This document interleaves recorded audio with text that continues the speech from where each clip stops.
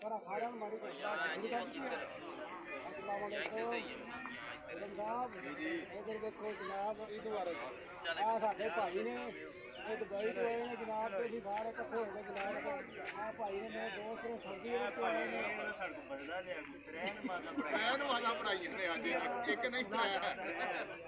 ਆ ਸਾਡੇ ਅੰਦਰ ਜਨਾਬ ਲਾਹੌਰ ਤੋਂ ਆਏ ਨੇ ਆਈ ਪੁਰਾਣੇ ਜਿਗਰੀ ਯਾਰ ਜਨਾਬ ਅਸੀਂ ਤੇ ਸਾਰੇ ਇਕੱਠੇ ਹੋ ਐਡਵਾਂਸ 2 ਸਾਲ ਦੀ ਪੜਾ ਦਿੱਤੀ ਯਾਰ ਐਡਵਾਂਸ 2 ਸਾਲ ਦੀ ਪੜਾ ਦਿੱਤੀ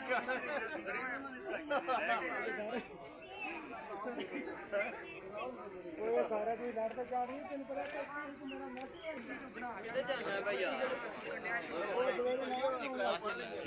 ਕਟਾ ਕਰਾਂ ਉਹ ਤਾਂ ਛੁੱਟ ਛੜਿਆ ਹੋਇਆ ਮੈਂ ਚਲਾ ਜਾ